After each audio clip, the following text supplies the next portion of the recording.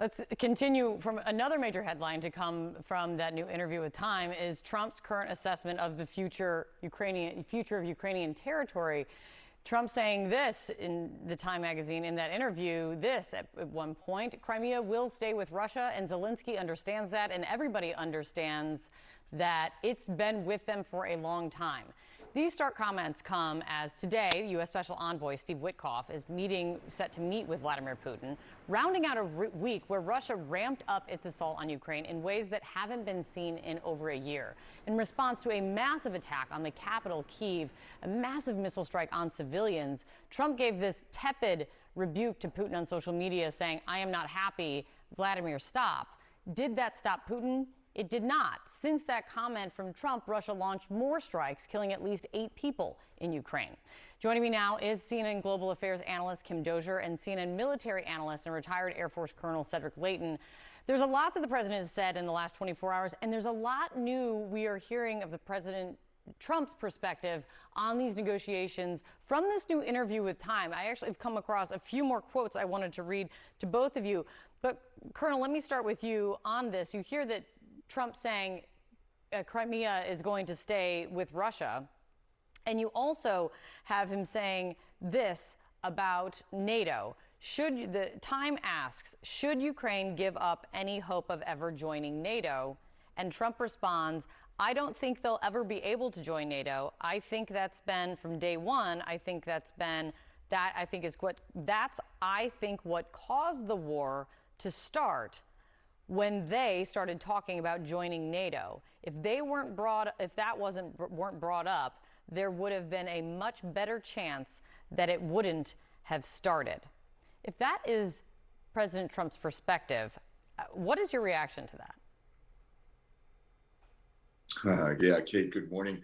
I think that there are several things here. First of all, with Crimea, there is certainly truth to the fact that it had been Russian territory before, but before that it had been the territory of the Cossacks, which are the direct ancestors of many of the Ukrainian people.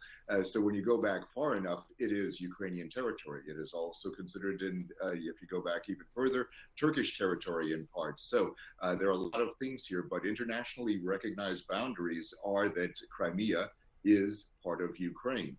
And there's a difference, I think, that the president doesn't make when it comes to de facto recognition and de jure or legal recognition. And that is a major issue in this particular case. So when it comes to the territory of Crimea, the legal aspect of it should probably be handled more like, okay, we recognize that the Russian presence is going to be there in Crimea. But the fact of the matter is that legally, we do not recognize it, just like we did with the Baltic states in the 1940s, from the 1940s on until they achieved their independence. And then when it comes to the starting of the war, with NATO being a precipitate cause, the NATO membership desired by Ukraine, that is something that is really, I think, a critical aspect to not only the Ukrainian reason for being as a nation state, but it is their choice as a nation state. The Russians, of course, don't see it. There is some degree of truth in what Trump says. However, there are other causes. There are cultural causes that really make Ukraine a target of the Russians, and there is more to it than just the NATO part when it comes to the Russians wanting to retake Ukraine, in essence.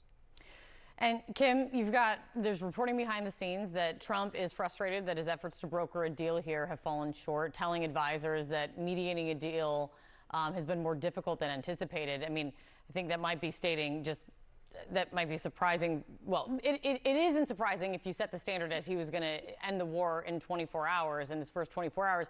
And there's a new information on that from this interview, Kim. I want to ask you, Trump, as we know, Trump has repeatedly said from the campaign trail that he would end the conflict on day one or in 24 hours. And now he tells Time magazine that he said it in jest. I said that figuratively, and I said that as an exaggeration because to make a point, and then he hits the news media, and then he says, obviously people know that when I said that, it was just in jest, but it was also said that it will be ended. You've been talking to your sources about kind of where the negotiation is now. What are you hearing?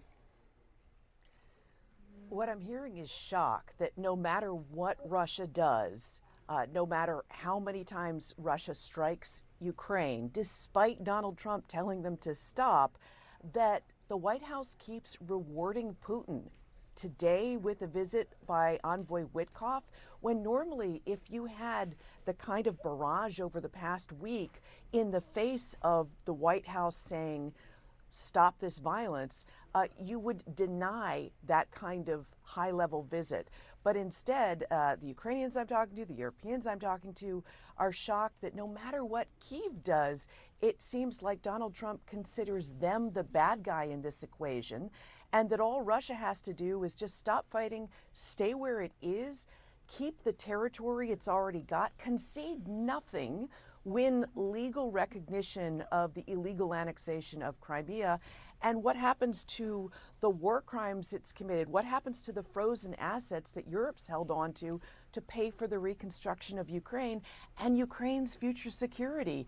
The reason Ukraine wanted to join NATO was, especially after the seizure of Crimea, to keep Russia from seizing any more of it. So it really does feel like it's through the looking glass for Ukrainian officials and European officials, even as they try to stay like practically focused and talking behind the scenes to U.S. officials at lower levels in hopes of salvaging something out of all of this. Yeah, especially on the heels of a week like what we've just seen with the attacks ramping up on Ukraine. Now having Steve Witkoff going there to meet with Putin, but you know, that also raises questions of what kind of pressure are you really applying behind the scenes, since that's what Donald Trump is now saying. Thank you guys both very much. We'll be following what the special U.S. envoy is doing over there, and if we hear from him, we will bring it to everyone. Thank you. Sarah?